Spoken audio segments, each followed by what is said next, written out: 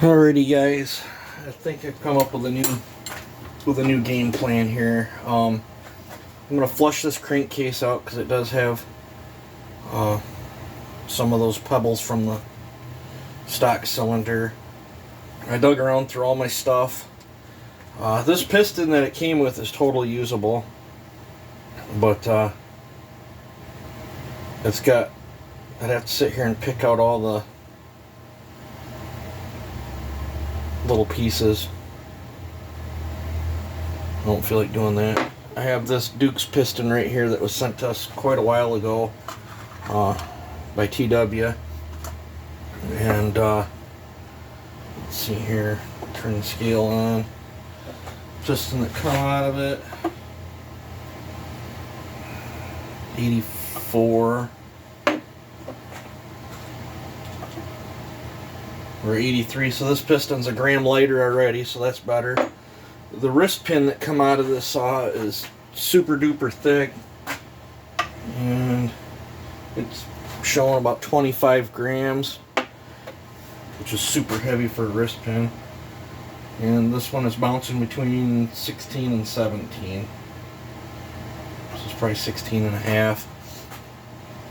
As you can see, it's quite a bit lighter. Now this still ain't as light as a steel pin, but what I got to work with is the same diameter and same length. So we'll use that wrist pin and not this one. And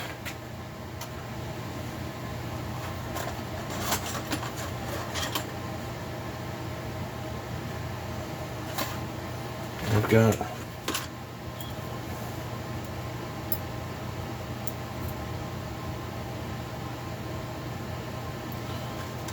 a pair of brand new rings right here, and I will use the clips.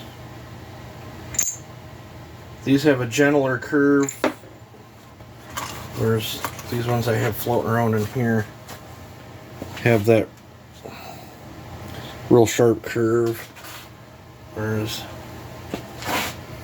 these have a gentler curve. So I'll use the original. I'll use the originals with there, and because that cylinder had some scoring, I don't want to use them rings. So we'll use this piston, this wrist pin. Now here's the size difference. I dug around and found an OEM 372 wrist pin. You can see the size difference, and there's a weight difference too. Turn the scale back on. That wrist pin bearing is almost 8. This one's 6. So there's 2 grams difference in there. But we'll have to roll it because I decided I am not swapping cranks right now. I got that Farmer Tech crank I could throw in it. We'll just run with the OEM crank that it came with. It's not an OEM crank, it's the OEM crank for the Chinese saw. Factory, guess we'll call it the China factory crank. And then for the cylinder, I dug around. And this is one that I did. It's a Farmer Tech cylinder that I ported up a while ago. It's got chamber work. And let's see, it looks like I've welded on the chamber before and then sanded it and polished it up in there. I don't know if you guys can see in there, but the chamber is most definitely cut. I don't remember what the numbers were. Looks like the exhaust has been widened some too. I'll just throw this cylinder on with this piston, and I have this muffler that's just got a solid 1-inch outlet on it. I don't feel like dinking with a muffler mod, so I gotta get this. Got a gasket on here. Hopefully the other side comes off clean, nice and neat, and we can transfer it. But I'll run that muffler, and I'll just put this thing all back together with aftermarket parts. It'll be different aftermarket parts. See if we can get it running respectable enough to use it. Because I'm on a time crunch. I don't have a lot of time these days, and I've got an OEM 372 that I gotta do. I gotta fix a 660 Pop a top end off 660 and fix a plug hole on that. And then I want to get diving into my 460 kit saw build in the 460 stroker. That is way more important than some cheapy Chinese counterfeit chainsaw. So this is the new game plan. I'm just going to put this together with these parts. We'll see how it runs. Might do a video on it or whatever. We'll have to see. Not a super fan. I still don't quite understand why they changed the wrist pin bearing. I wasn't getting any vibration feelings off it, so I guess we'll just beat the snot out of it and see how this crank holds up. But that's my plan tonight, is I'm going to hee-haw slap this thing back together and see if we can get it running at least respectable, because it was a turd before.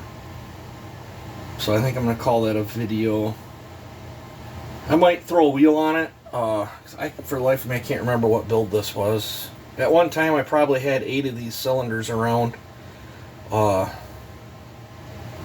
I ported and tried different things on, and it seemed like I gave a whole bunch of them away.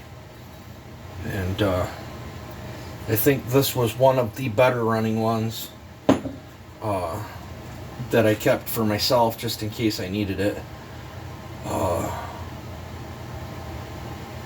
Because I didn't even go back in through and really finish. There still could be a lot more cleanup done on the lowers in there, but for this I don't care. It's just a test meal anyway. So I wasn't going to dump a whole lot more time than I already had into that for what it is.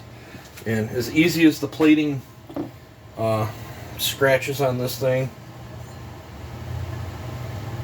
if I couldn't feel them scratches, I probably would have rolled with it. But I can feel them. That's just going to create a problem. So there's no sense in even doing anything with the cylinder. Other than maybe having Joe board out and sleeve it to something else someday. Might be good for that. So, alright, that's my plan. Let me know what you guys think of it. And I'm going to try to have this thing running. Honestly, the next biggest hurdle is getting the old gasket off there and getting that cleaned up. So, yep. So, alright, you guys take it easy and have a good one.